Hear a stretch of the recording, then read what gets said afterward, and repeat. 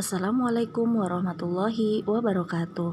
Apa kabar semuanya? Semoga kalian selalu keadaan sehat walafiat dan selalu dalam lindungan Allah Subhanahu wa taala. Nah, kembali lagi pada pertemuan kali ini kita akan belajar SKI bab 2, yaitu tentang pembinaan, pendidikan dan dakwah, pemerintahan dan keamanan. Baik anak-anak, sebelum kita mulai pembelajaran, sebaiknya kita membaca basmalah dan doa belajar. Berdoa mulai. Selesai. Kita akan membahas bagian A dulu, yaitu perkembangan pendidikan dan dakwah.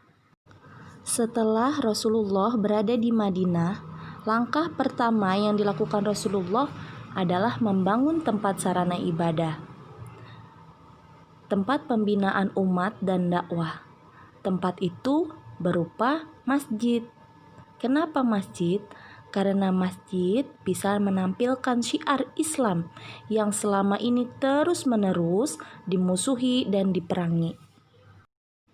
Pengertian masjid di sini yaitu masjid adalah tempat manusia berhubungan dengan Tuhannya dan tempat manusia membersihkan hati dari berbagai macam kotoran dan dosa.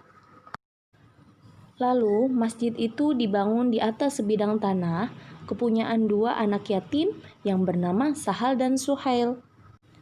Kedua anak yatim itu berada di asuhan dan tanggung jawab As'ad bin Zurarah. Awalnya, tanah tersebut akan dihibahkan atau dihadiahkan oleh kedua anak yatim itu kepada Rasulullah.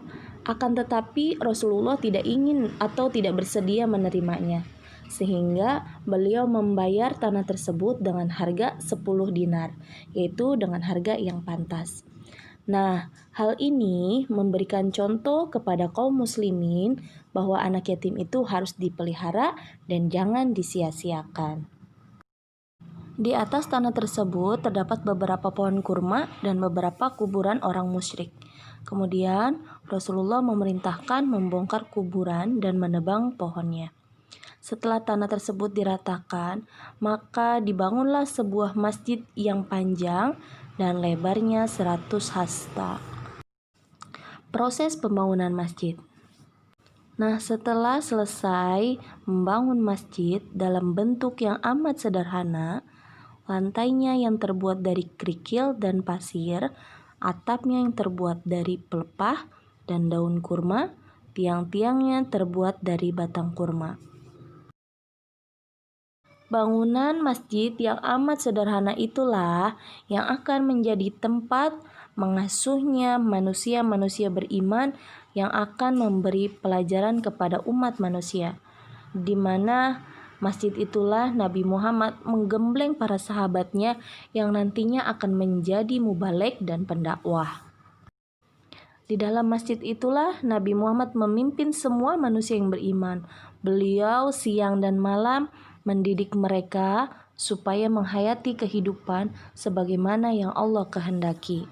Dan masjid itu dinamakan Masjid Nabawi. Di dalam masyarakat Islam, masjid berkedudukan sebagai pusat pembinaan rohani dan jasmani atau jiwa dan raga, sekaligus merupakan tempat ibadah, tempat belajar, menuntut ilmu, dan tempat pertemuan serta musyawarah. Di dalam masjid itu terjalin pula dengan erat hubungan sesama umat muslim. Baik, selesailah sudah materi kita pada hari ini. Selanjutnya yaitu kerjakan tugas berikut ini.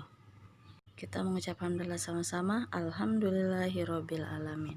Wassalamualaikum warahmatullahi wabarakatuh.